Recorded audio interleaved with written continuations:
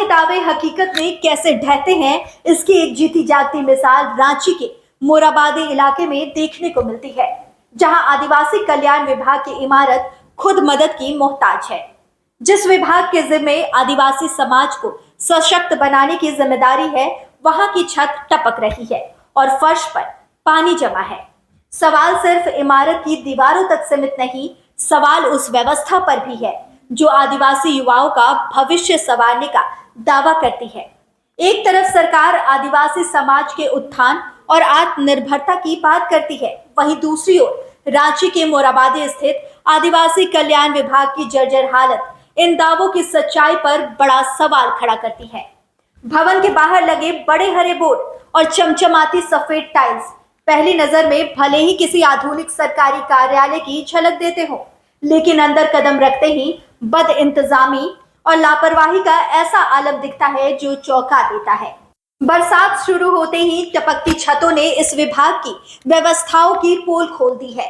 Office के अंदर बैठने के लिए कुर्सियां तो अच्छी है, लेकिन उन कुर्सियों के नीचे जमा पानी न केवल कामकाज में बाधा बनता है, बल्कि आने जाने वालों के फिसलने का भी खतरा बना रहता है।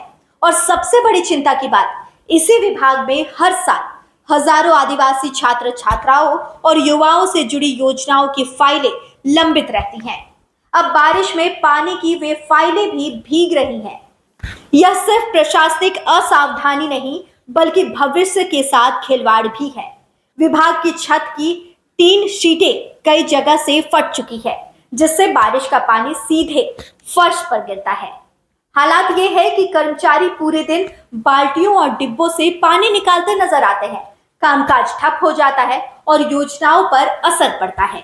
सबसे हैरानी वाली बात यह है कि इस बदहाल इमारत के सामने ही झारखंड सरकार के मंत्री चमरा लिंडा का कार्यालय भी स्थित है। फिर भी मरम्मत या देखरेख को लेकर कोई ठोस कदम नहीं उठाया गया है। ऐसे में यह सवाल उठना लाजमी है कि जब मंत्री के नाक के नीचे ऐसा हाल है, तो दूर दराज के इलाकों में आदिवासी कल्याण योजनाओं की हालत क्या होगी। रांची के बीचों बीच आदिवासी कल्याण विभाग की ये बदहाल इमारत सिर्फ एक ढांचा नहीं, बल्कि उस सोच की तस्वीर है जो कागजों में आदिवासियों के उत्थान की बातें तो करती है, लेकिन जमीनी हकीकत से कोसों दूर है।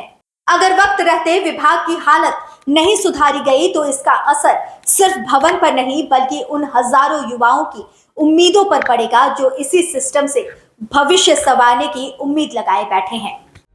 लाइव लगातार के वीडियो को लाइक करें, सब्सक्राइब करें और बेल आइकन को दबाना न भूलें।